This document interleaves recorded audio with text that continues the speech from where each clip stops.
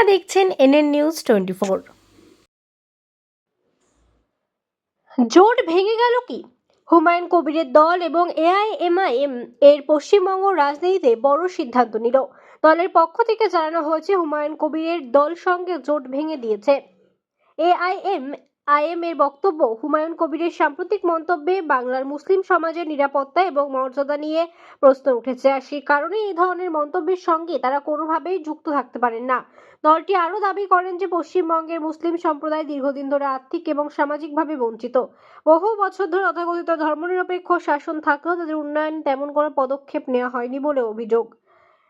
AIMIM স্পষ্ট জানিয়ে দিয়েছেন যে আগামী বিধানসভা নির্বাচনে তারা একাই লড়বে। ভবিষ্যতে কোনো রকম রাজনৈতিক দলের সঙ্গে জোটে না গিয়ে স্বাধীনভাবেই ভোটের ময়দানে নামার সিদ্ধান্ত নিয়েছেন দলটি।